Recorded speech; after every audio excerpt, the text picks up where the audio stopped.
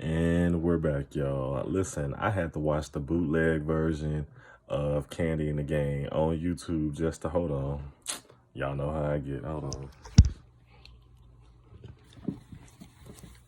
My goodness. Hold on. I don't want y'all to see my big forehead.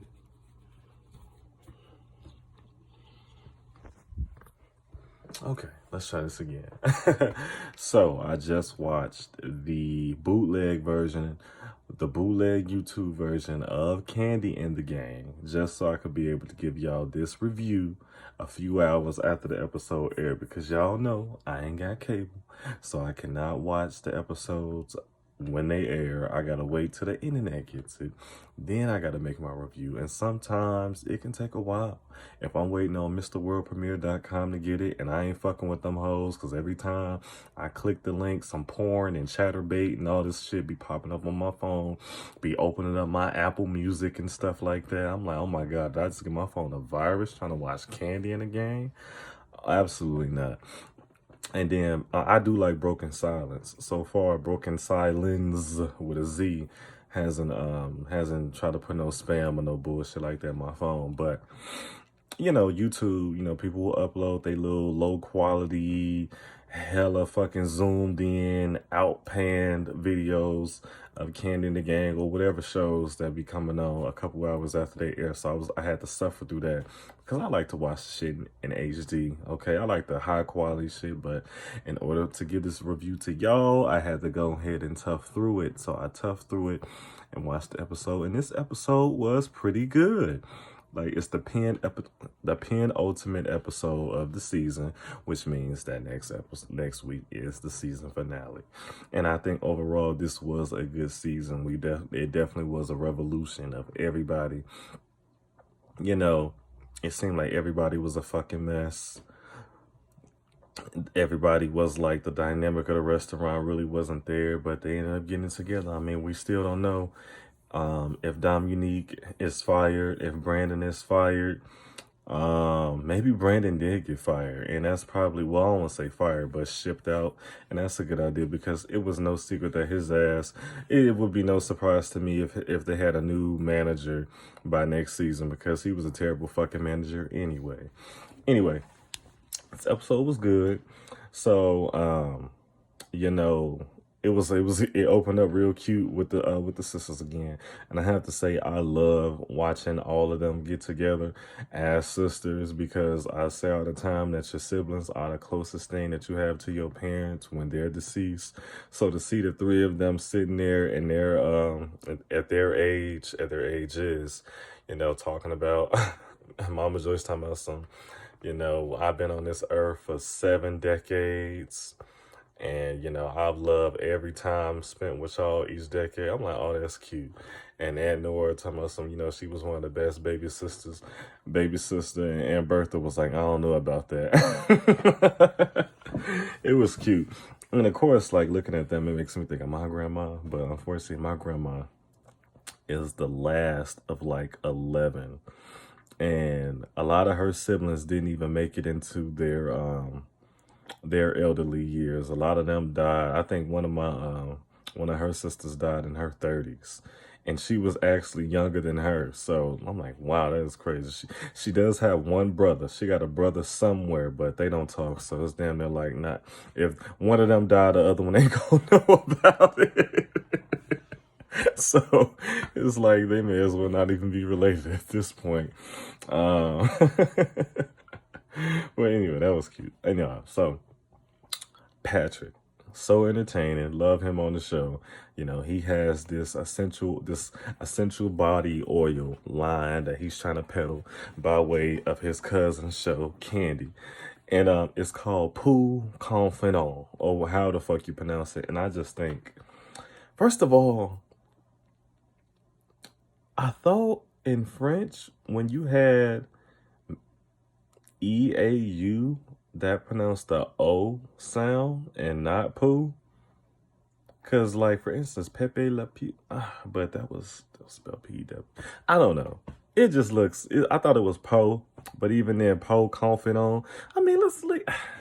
See, people like to do, particularly black people, when we come out with shit, we try to like put like a French name on it to make it sound exotic or make it appealing to like everybody, like they got some exclusive shit. And there's really some basic shit that you can go down to any fucking convenience store, flea market, Walmart, what's less than a dollar store, family tree, all that bullshit. And you find that same shit there on the rack next to your Reese's Pieces and your fucking Mountain Dews. You can see all of that there. So it just kills me when black people try to come out with something like, I'm glad that you're being an entrepreneur, but stop trying to put these foreign ass names on it.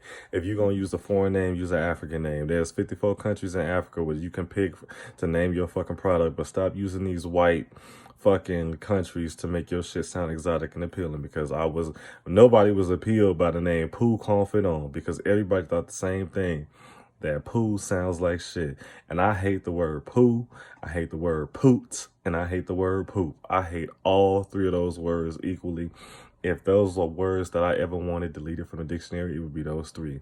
I come from a family where we say shit, okay? When we're talking about, we say dookie, we say doo-doo, we say boo-boo, we say that. We don't fucking, some of us are changing for the worse. And it's like, all my life you've been saying it this way. Now all of a sudden you want to say it a different way. Don't do that. You're pissing me off. But, we never said poot. Some of us did. Most of us said fart. Okay. And then poo, when we talk about shit, like I said, doo-doo, all that shit. We ain't ever say poo or poop. Like, did you go take a number 2? Did you go take a dump? Did you go take a dookie? Did you take a doo-doo? Ain't nobody said, did you go take a poop? I hate them words. Anyway, everybody thought the same thing about Patrick's fuck the name of his line. We didn't like it. And, like I said, he tried to go with this whole French shit. He was like, oh yeah, poo means skins. Listen. Languages have a word for skin. There's so many languages have a word for skin. You didn't have to choose the one that sounds like shit, literally.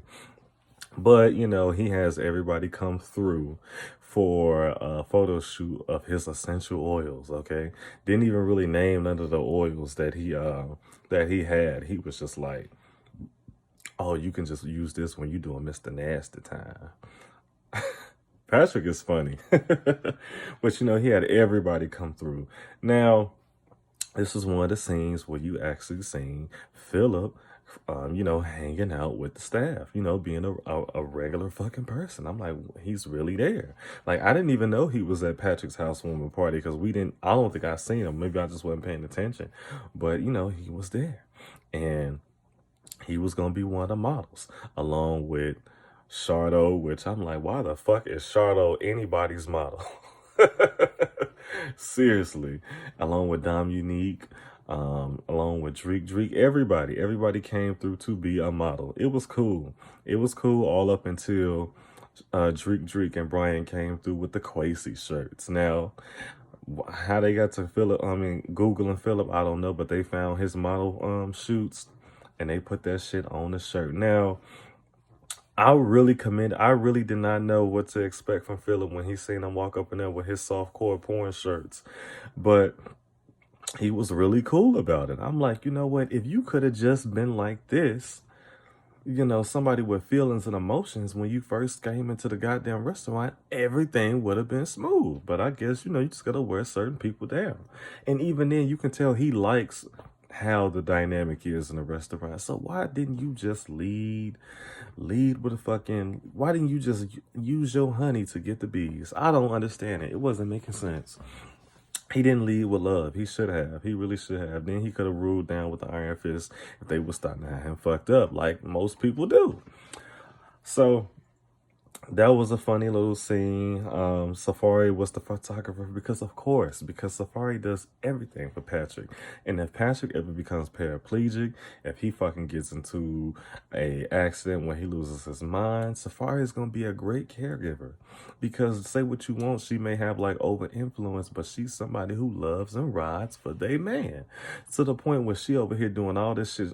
She looked good in that red little suit. She looked super professional. She had everything going on. I think this is what Kandi needed to see as far as Safari's commitment to the relationship. And you know, she's so committed to the relationship, she don't want nobody doing nothing for her man but her. And hey, we can all use some safaris in our life. That scene was cool. What else was going on? It wasn't really no drama. Dominique, girl, I'm not convinced. Like, as far as I see, anytime I see that you're this quote unquote dancer, you ain't doing shit but booty popping.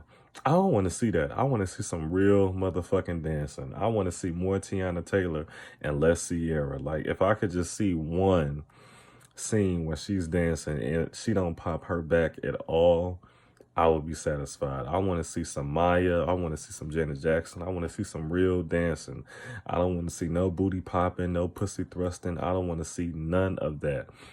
Because this is like, it's not creative. Like, it's easy to be a woman and have a sexy body and just booty pop and call yourself a dancer. I'm not impressed. You know, she's going on this thing with Rick Ross. Shout out to her. I mean, I really don't care. I really don't care. What else happened? Because I feel like there's more. Oh, I guess I can talk about now Brian and Todd real quick.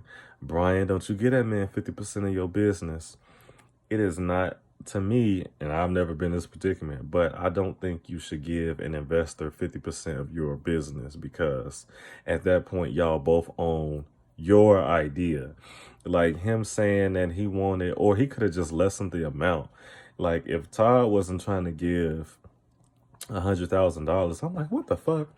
Todd really got $100,000 to give? Please. But anyway, I'm like, if he wasn't trying to give $100,000 for 20%, I'm like, well, hey, why don't you give me $60,000 for 20%, $30,000? Like, I would just kept, but it's like, you're getting 20%, you're not about to get half. And Todd, like, well, I already got a restaurant that I can put you in. And he was like, Brian was like, he came to him like, I want to do a food truck. I don't want to be in a restaurant. I don't want to be working for y'all long term. I want to do my own thing. Like, OLG is just a stepping stone for him. He didn't really voice that, but he was not appeased by being in a, and I'm like, what spot you talking about, Todd? Because you only got you got 3 spots. Because there's 2 OLGs. Maybe next season they're gonna take us to the other OLG. That would be good. And then the next season they can take us to the Blaze. Ideas. Like, y'all got 2 OGs and y'all got Blaze. So what spot you gonna put him in for his soul rolls? Because technically, he ain't gotta go nowhere. Like, since he's already at OG, just put his soul rolls on the menu. But in that case, he's gonna have to split what he makes with the restaurant instead of what he wants to do, where he makes all the profit for his business. So I'm just like, dude, Brian, don't be a fool. Do not get that fool. Mr. My patrons can sit in the dark, in the hot, or in the cold, in the heat, or in the freezing cold for 3 hours because I don't feel like getting a generator for my restaurant. Don't get that bitch sick. Get that bitch 20% for a lesser amount than $100,000, because $100,000 was a lot. It's like, don't ask for more than what you think a bank would give you. Like, because I know he wouldn't went to his bank, asked for $1,000. That shit would have been denied, rejected, get it up out of our office before we Ryan Coogler your ass. What was next? What else went on? What else was going on? Patrick, you know, he wanted to propose to Safari. He wanted to talk to her daddy. And I like what her daddy said, because he pretty much was like, she can do whatever she want to do. Like, I feel like he was kind of progressive in a sense. Like, you really can't ask me for permission to marry my daughter because I don't own my daughter. So that's something you have to ask her. Like, and he understood where Patrick was coming from. He thought it was noble and commendable, but he was like, at the end of the day, that's her choice. So I can give you the blessing all you want, but that's her decision. So I thought that was dope, because we normally don't see that. Most of the times in the context of a well, excuse me, in a setting, my goodness, what is this? In the setting of a man going to the father or grandfather to get the blessing to marry the daughter, we typically always see that person say, yes, I give you the blessing to marry my daughter. But it was refreshing to see him take a progressive stance on it. Like, that's her decision to make. And whatever she wants to do, I'm happy with it. Shout out to Pops. Is that it? I feel like I got Dreek, she got the promotion. They trolled her ass. You know, Philip was like, and it was very convincing because I'm like, I don't know where this is about to go. They trolled her ass. She came in. They put her ass in the hot seat, talking about some. You was at the bar, you was drinking this, and you didn't fit the dress code. And she was like, no, you fucking lying. I know what I had on, and they kept going. I see. The thing is about watching the bootleg episodes on YouTube is that shit literally be cut out, so I kind of miss a little bit of the dialogue, but ultimately ended up giving her the Mater D position, so she's gonna start overseeing. So she pretty much, I guess, Mater D, when I looked it up, is that's like the restaurant supervisor. So somebody would be taking her position, maybe Shardo. She would be supervising his ass. But overall, this was a good episode. I did watch Housewives of Atlanta, and I wasn't compelled to talk about that shit. For real, for real. Sheree is back for the third time. Like, bitch, get some integrity. Stop letting these motherfuckers just fire you and keep bringing you back because you ain't got shit going on. At least act like you got some shit going on. At least let them ask you 1 year and then you say you decline and say maybe we can do something. Just act like you got something going on. Don't act like you just at their beck and call. Sheree, come on now. Kenya, that fake ass marriage, talking about something. Oh, I want him to give me a divorce and leave me alone. Like, bitch, he left you, he left you alone for the longest. Like, and we watched it. Like, oh my God, her and her bullshit. It wasn't nothing going on. I don't care about Marlo getting the peach. And honestly, I feel like they are just desperate. They don't know what to do with the housewives as far as casting is concerned, because I really wish they just, this is getting on my nerves, but I really wish they just took it back to how the show started, where they just got women, you know, prominent Atlanta women, not celebrities, just prominent women, wealthy women who were married to either professional men, like housewives, elite, the upper echelon. The way the show started out in the beginning, just the upper echelon of Atlanta. Stop trying to get these these C-list, D-list celebrities, people that y'all think we might know or think we might care about, like Drew Sidora, Eva Marcel. We didn't really give a fuck about her past Top Model, and a lot of black people didn't even watch Top Model like that. She was just able to make a name for herself from doing little appearances on other shows, but they always, and then like, why don't y'all get a woman like Portia? Like, because we didn't know who Portia was, but she was very connected in Atlanta. She came from a royal historical family as far as her grandfather was concerned, and she was married to a professional man. So why can't we get more women like that? Why do y'all keep trying to get these D-list celebrities that y'all think we don't give a fuck about these ladies? Now, this Sonya lady, never heard of her, but I like that she has a career, but it's like, nah, you could just give me a rich fucking housewife who don't do nothing but spend all her fucking husband's money. I'm fine with that. And it's entertaining as hell. You can give us a couple more Kim Zolciaks, but just give us some black ones. Happy with that. But I wasn't compelled to talk about that shit, so I'm not going to. But this is my review of this episode. I'm going to upload it as soon as I get off this bitch, and I will see y'all for the finale next weekend. Have a great one.